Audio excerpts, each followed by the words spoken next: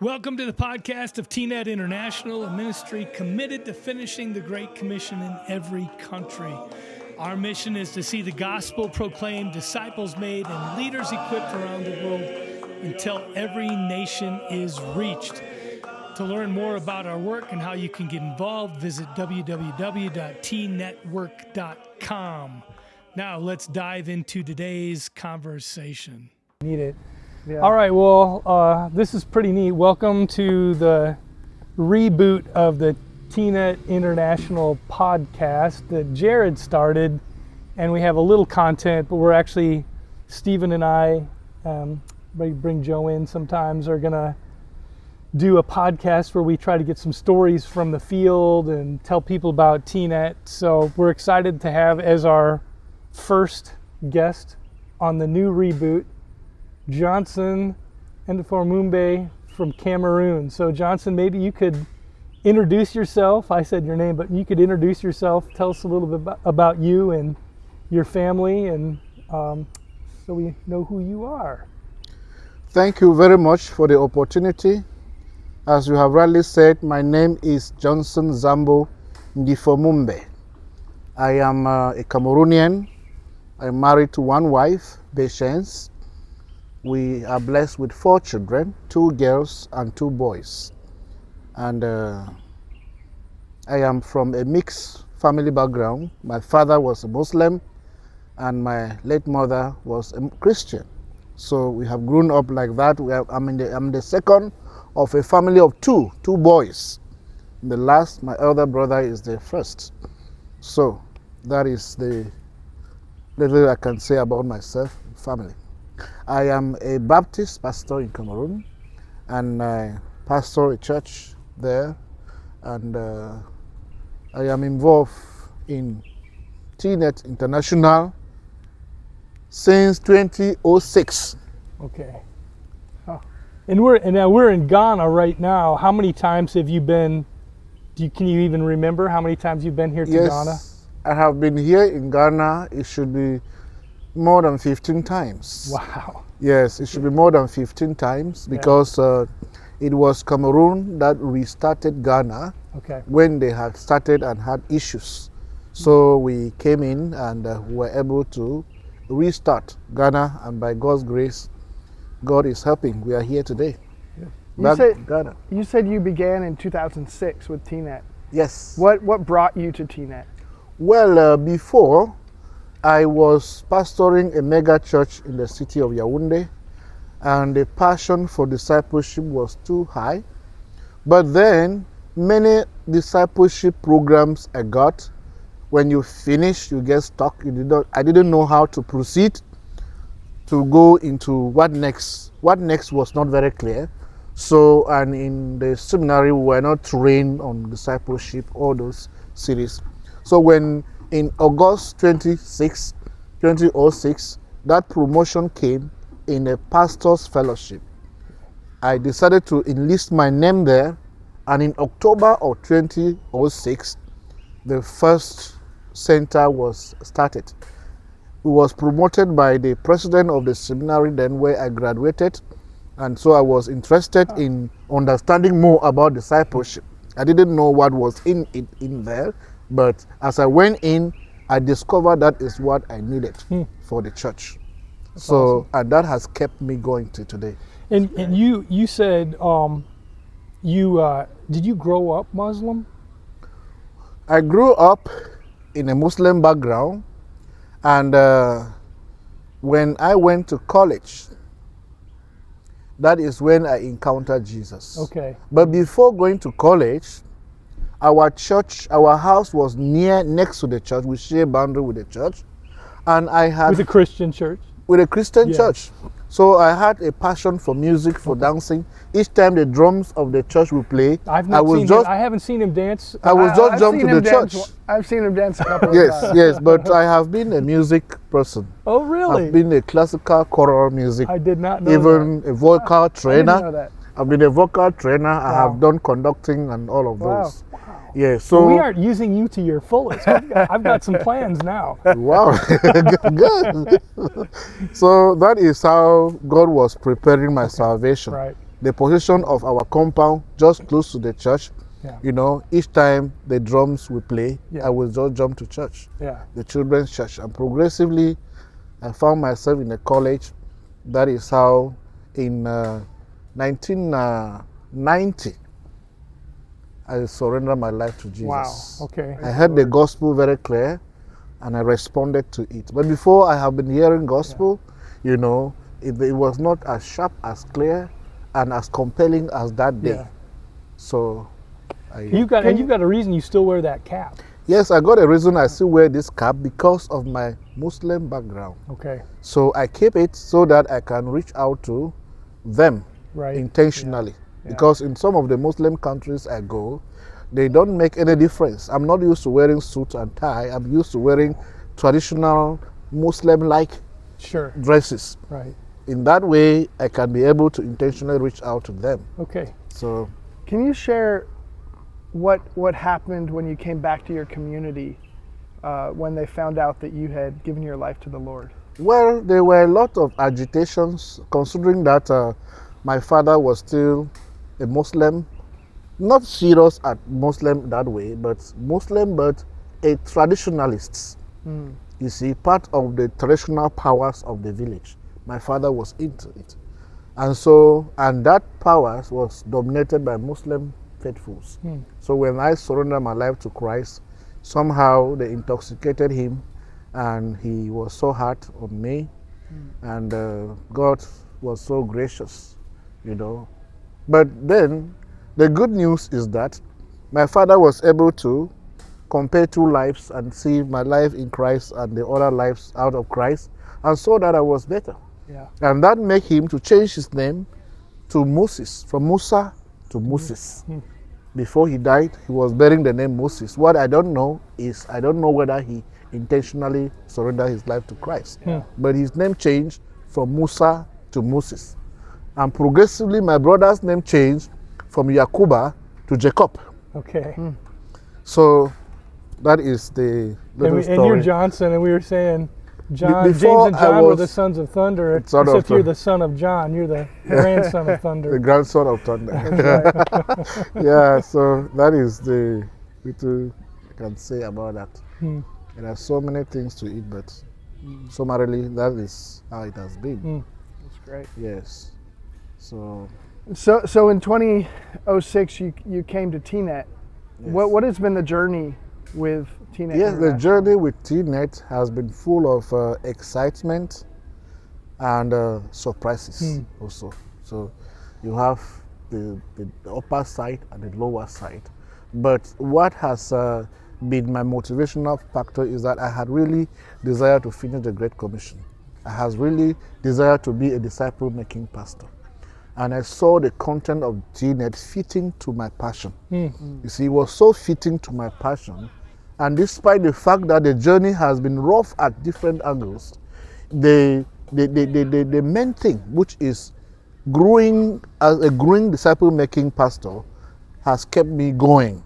You know, I have discovered, I left the church in Yaoundé because of the supervisory assignment that was given to me. The church was bigger, and at that time, the mindset of small groups and so on was like you are wanting to destroy the church. Yeah. So when I went to a smaller church, we were able to start there. I presented it as my philosophy of ministry. I stayed with the leaders for 1 year in the basic accountability group, doing the ongoing accountability stuff with them. At the same time, preparing them to lead such group, because I made them to know that that is my vision. That is why I have come here. Yeah, okay. I have come here because they are already there. Sure. And then I brought them in. All kinds of invitations came for me to go and speak left and right. I said, no, let me understand my leaders. And I went through with them in the process of disciple making. Okay. They grew, they became strong, and they became my Aarons and all, supporting me in the ministry, becoming involved in other small group dynamics. And I owe a lot to that church where I am now, because they really helped me to actualize the passion to become a disciple-making pastor.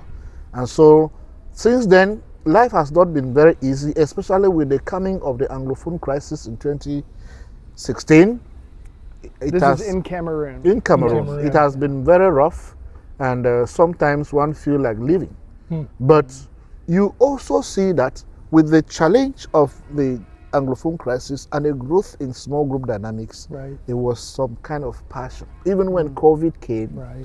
we even discovered that the church grew better because the small group dynamics was like the way forward, Right. you know. And then you just see small groups growing, and then you, because of the COVID, you couldn't meet good numbers. So, however, it has been a very wonderful one. Yeah, I know, And- and I know we've even said to you, should we try to help you move somewhere safer and leave Cameroon? And Yes. you don't want to Yes. leave Cameroon. I didn't want to because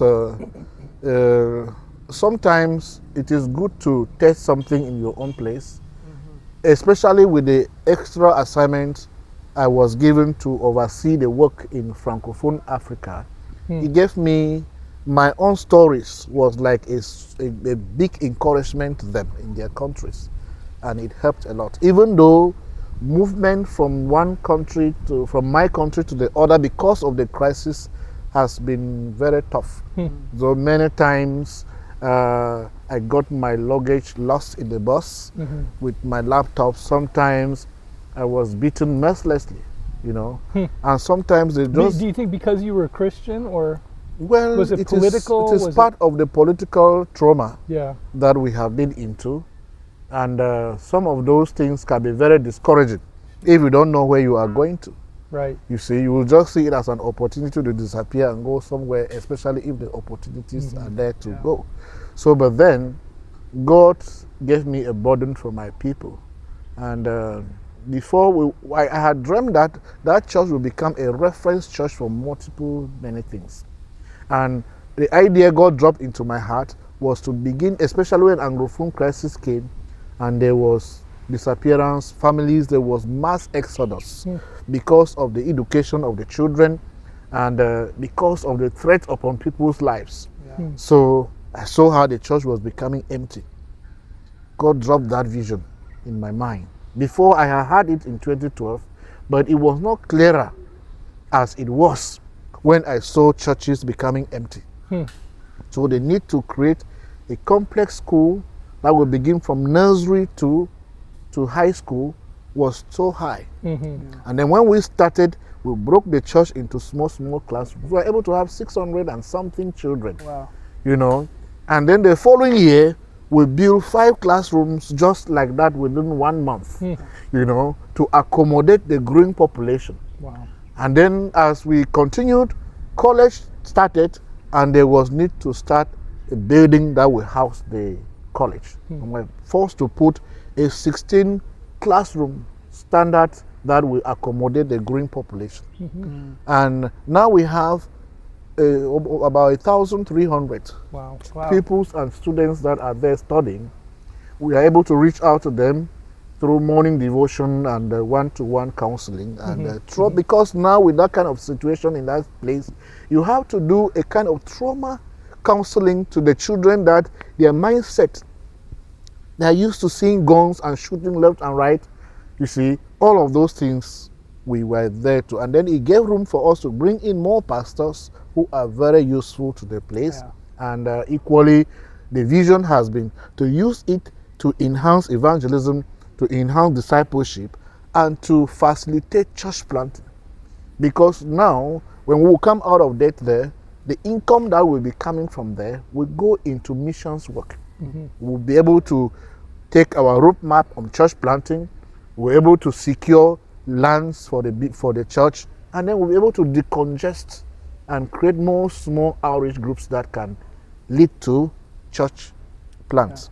So those are some of the things, and those things, and you see God working it out, especially when you hear about this number 1,300 children right, that are there with about 50 teachers that are there, and then the church is giving them salary, Right. livelihood. disciple It's- making those disciple. yeah, with So those children. It's just so wonderful, and we take every teacher that is there as a missionary. as a missionary, you should be preaching the gospel to those children, and then creating some kind of relationship that will lead to salvation, so that the vision for such institution is accomplished. So those are some of the motivation and the encouragement that we have to keep on the faith there. And I'm grateful for what God is doing. Yeah, we see that a lot where churches are able to meet a very real need in a community in order to, one, to be able to be a benefit and a blessing to the community, but also as an opportunity for outreach and evangelism. Exactly. That's really good. That's Yeah. great to hear. Would you say that some of the principles you learned in TNET helped you to become effective with that model? In fact, the good news about these principles in TNET is that if you apply patience, Which is the name of your wife? by which the is the name of my wife, if you apply patience to them, you will finally see it turning out. Okay. But if you want just quick results, sometimes you need patience because there are anti-forces that will be fighting those principles, Sure. because that is not a normal way of life. Right. This sense of accountability for Christians it's not a normal way of life that people should live. Some people have seen the church as a place where you can just come and steal your own money and play with the offerings and leave. Right. But now there is a whole chain of so many things. Even this building that I'm talking about, I implore by the stewardship principle. Right. And then that is how everyone saw it Right. coming. Everyone saw it coming, and they couldn't believe that the money we are raising is coming from them. Right. I refuse that. We will not open up to any person from outside to come. Let them own the vision. Right. And we will not open up. If there will be any gift, we will accept. But we will not ask. Let them be able to own it themselves. Right. The reasons are simple, because we are living in a politically sensitive place and the tension that is there. If you open up, one politician will come and say, I've given you 1 bag of cement, and then he will take pictures and publicize it and make you become more insecure. Sure. Just for one small thing that has come. Yeah. Because even as we were building the primary school, they came and arrested me, and I almost died just like that. Because somebody said, somebody has given us a support. Well, nobody gave us any support. Yeah. We borrowed, actually took a loan. We said we better take a loan. I calculated, if we have this number of students like this, with these fees, we can turn this out. We can pay loan like this. We can pay teachers like this. We can get didactic materials like this. We can do infrastructure like this. All of those kind of things. Right. We calculated all, and it went.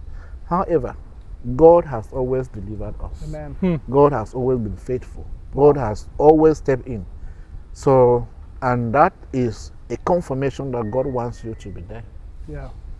because He backs you up. and you've been faithful through all this. Like, I remember so I started with TNET in 2016, and one of the things that drew me to it was seeing what had happened in Cameroon. Yeah.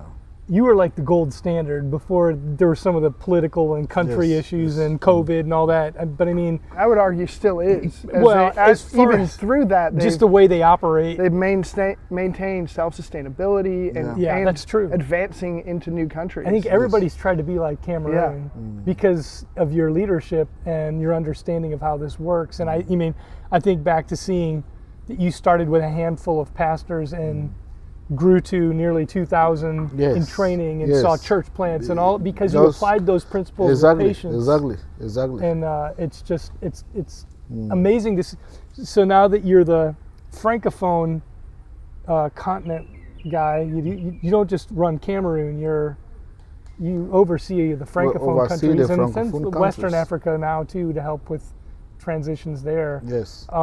Any stories from there? Do you have a story or two that would maybe exemplify how TNET has worked? Yes, because of the many errors that we have learned from in order to do things correctly, some of the countries, because our first country to attend was Togo.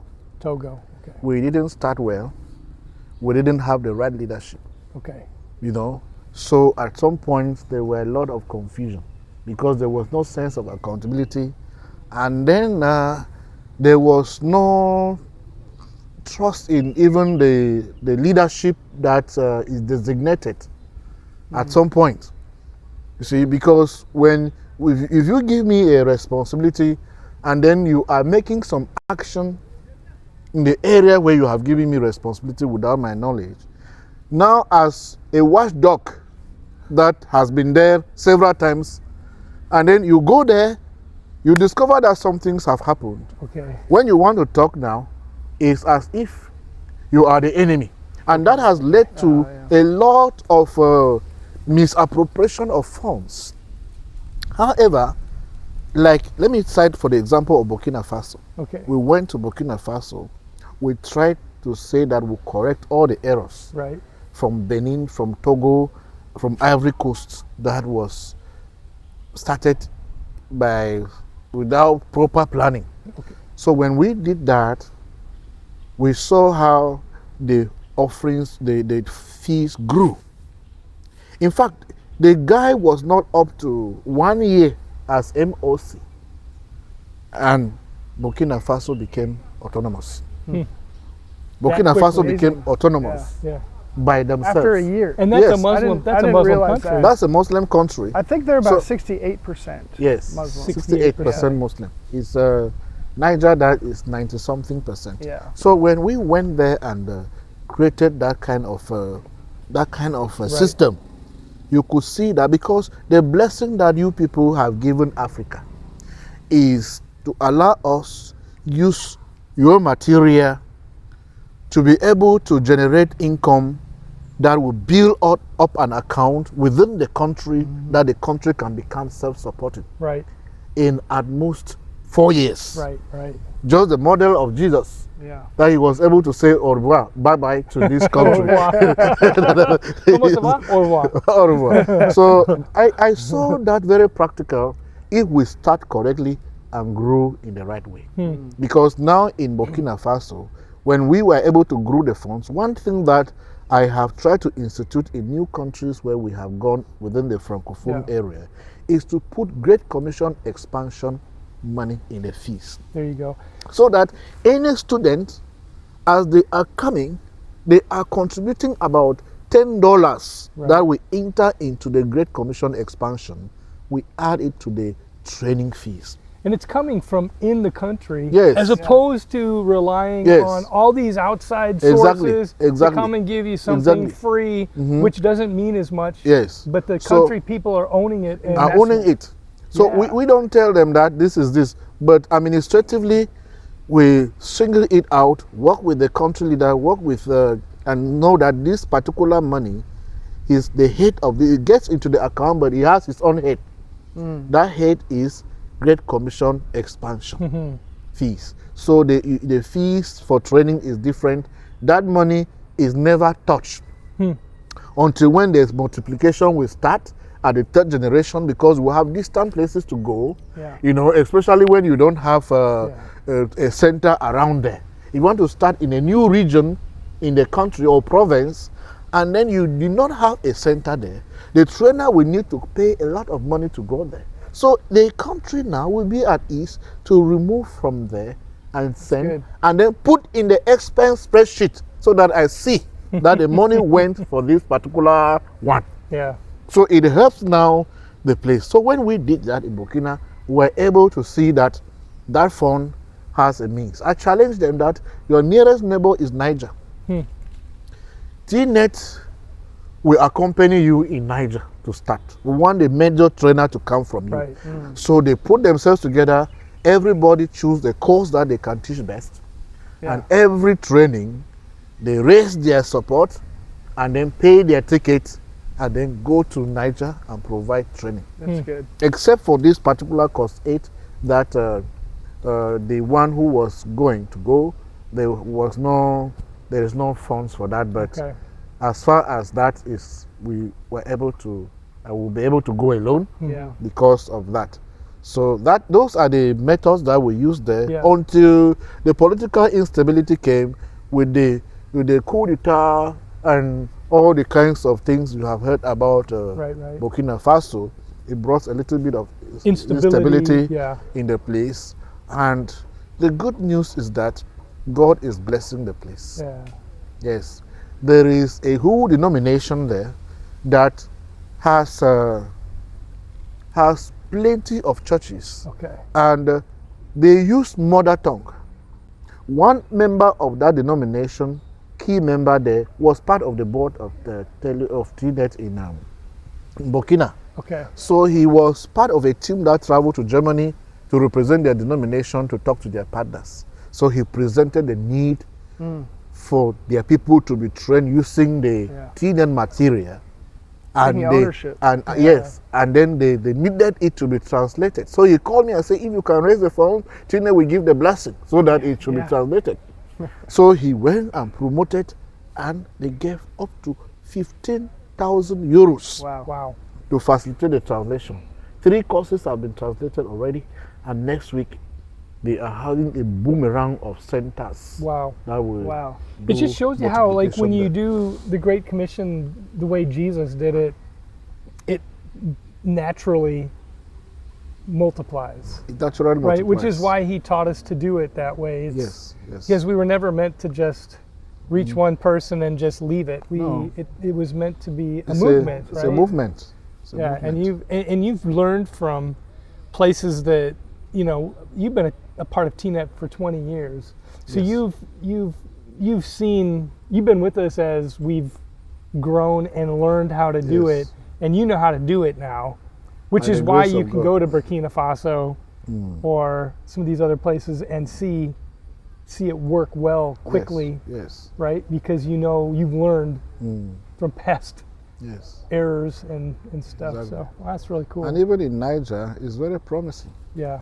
And the That's a tough blessing, place. the blessing we have in Niger yesterday is that the person who brought, whom we used as the man of peace to bring TNET to Niger, was Secretary General of the major federation of churches there. Okay. So he's a generous man and very given to ministry. Yesterday, he was voted as the president Wow. of that federation. Wow. That's great. That's a good guy to have on your side, Yeah, right? he was voted as the president. Now, as of yesterday, he became the president of the federation, the Okay. mother federation in Wow. all of Niger, That's good. with several denominations involved. So now, you will now see that multiplication now will be easier than, Right. because the president is involved. Yeah. Right. He is a trainer, Right.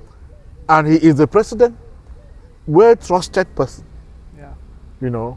So, you see, God is answering prayers. Hmm. And it started with about 25 pastors It and started church with, leaders, right? there were about 30. 30.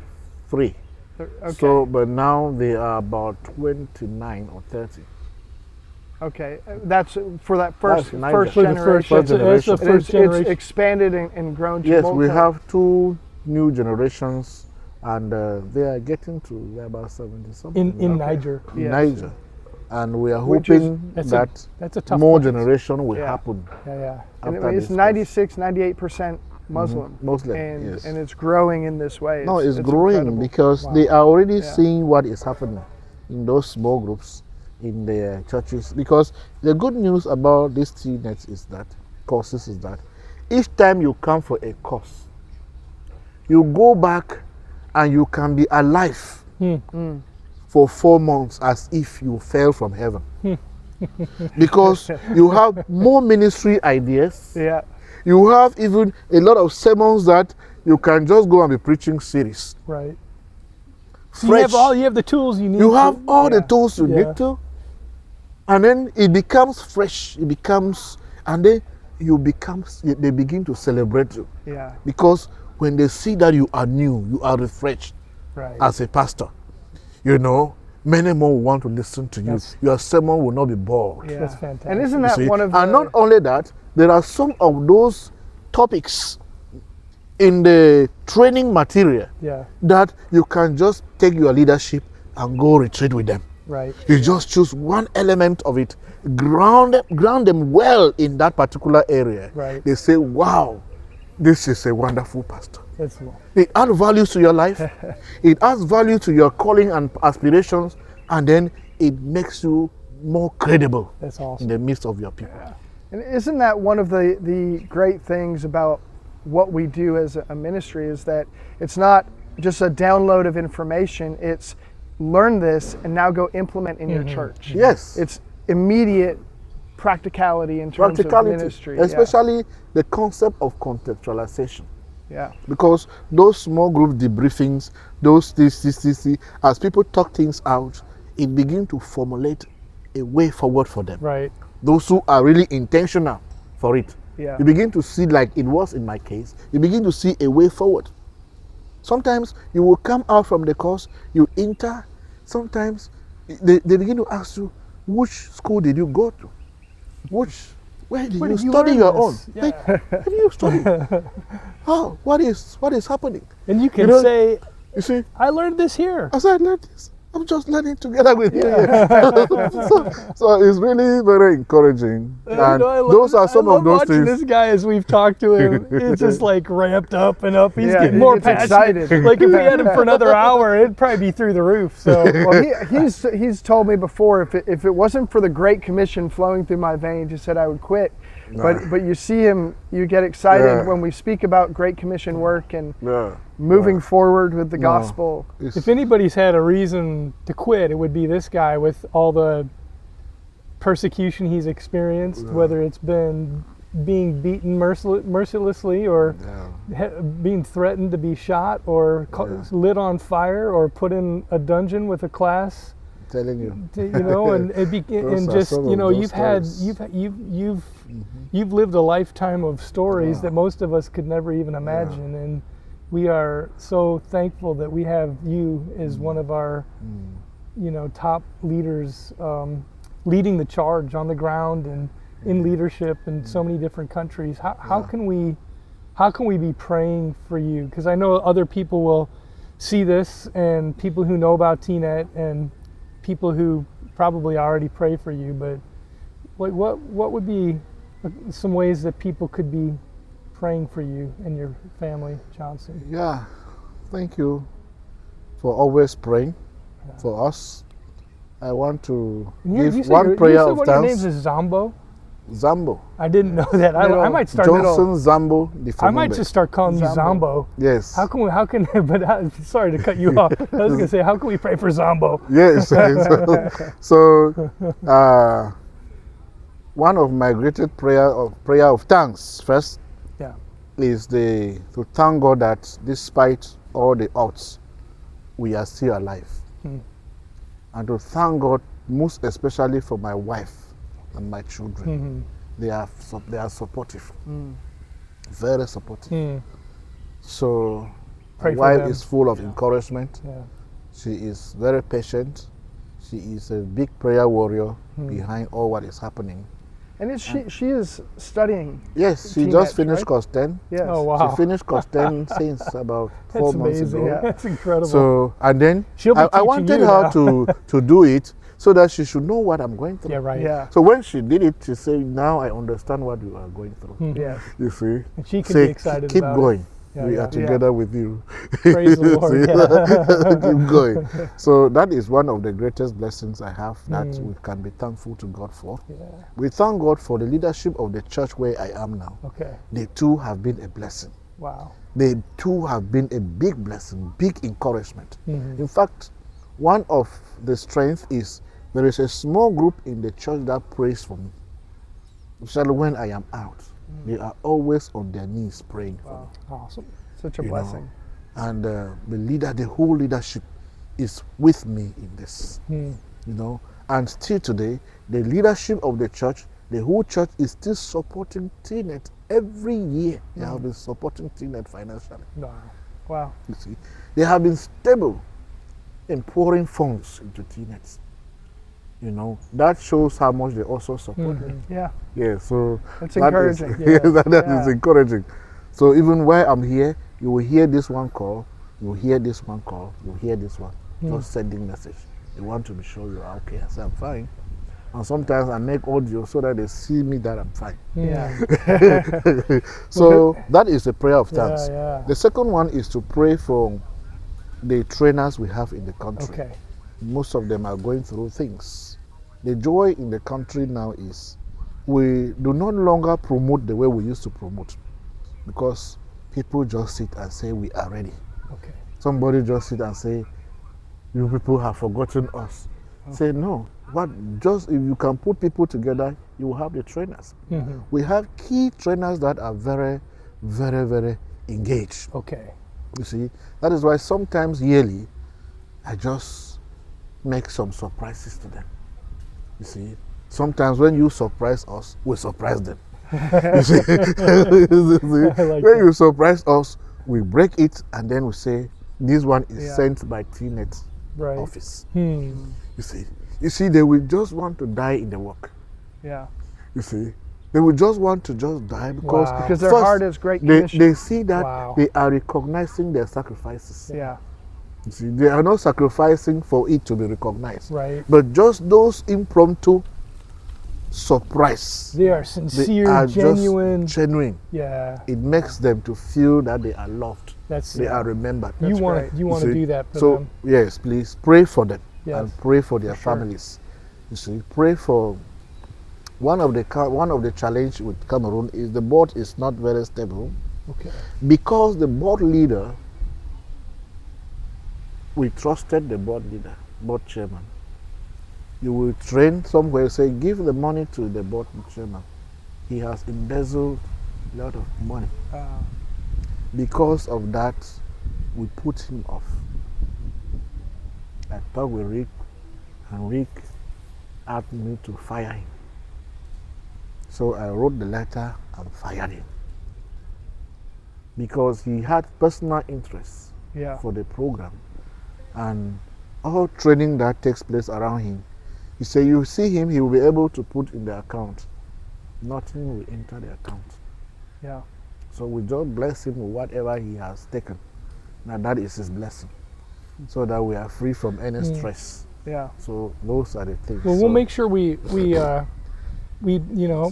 encourage people to thank the Lord for the great things that He's done through you in Cameroon, Niger, Burkina Faso, Togo, all these other places. We'll ask people to pray for your family, and then also to continue to pray for the trainers and your board, that God would protect them from temptation, from the work of the enemy, that God would keep you all safe and healthy, because you travel a lot, and pray for your wife and your kids. A lot of good things that we can be lifting you up in. And it's been a huge privilege for us to get to spend time with you. Thank you.